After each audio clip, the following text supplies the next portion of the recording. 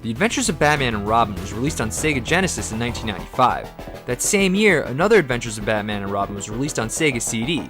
Both games were developed by Clockwork Tortoise and published by Sega. So, what's the difference?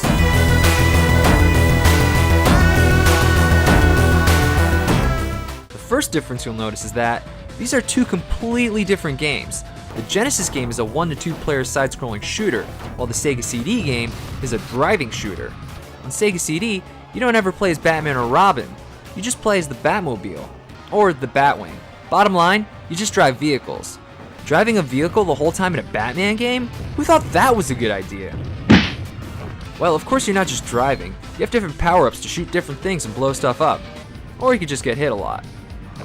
Object of the game is to either reach the goal before running out of time, or blowing up the enemy's vehicles. It's a sharp contrast from the shooter beat-em-up action of the Genesis game. So graphically, it's difficult to compare these games. They both utilize different aspects of their respective consoles. However, I will say this, the Genesis game pushes the console to the limit. It has lots of effects you don't see in 16-bit games. The Sega CD game, not so much.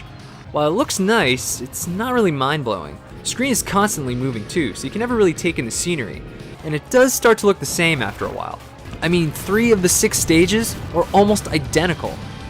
The villains in the game are different too. Both games have the Joker, but that's it.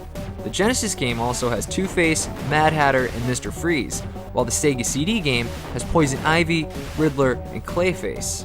Another major difference between the two games is that the Sega CD game includes fully animated cutscenes, and they look incredible, just like the 90s TV show. And it makes sense since they were produced by Warner Brothers Animation and made by Tokyo Movie Shinsha, who animated some episodes of the show. And not only did they get the look, but the voices too. It's over, Ivy. Everyone from the cartoon reprises their roles in this game. The guy's been a thorn in your side for some time. Fine, but your partner might not be so lucky. Get your yummy, delicious popcorn! I want that thing shot down now! These cutscenes are definitely the highlight of the game and are often referred to as the lost episode. Another major difference is the soundtrack. The Genesis music was composed by Jesper Kyd, while the Sega CD music was composed by Berk Treisman. The Genesis game is one of my favorite soundtracks.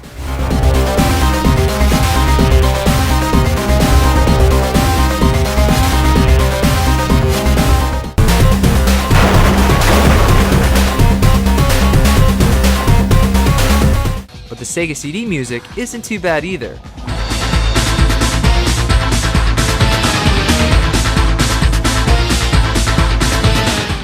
It's exactly the kind of music you'd expect from fast-paced driving or an intense chase.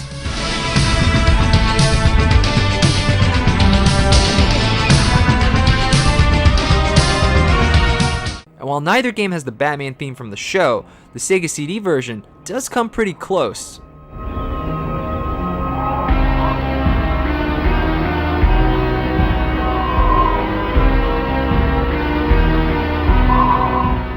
So, is it worth it?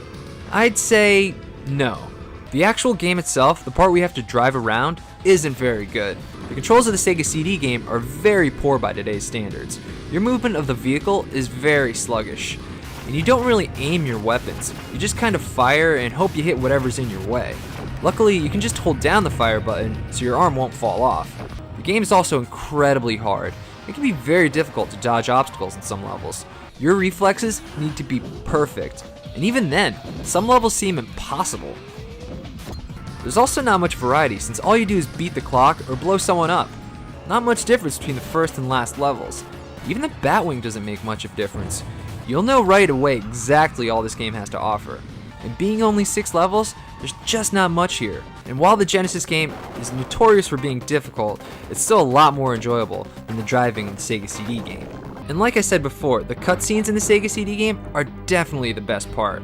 But if you really need to watch them, save yourself the hassle of playing the game and just look it up on YouTube. So if you want to play the Adventures of Batman and Robin on Sega, stick with the one on Genesis.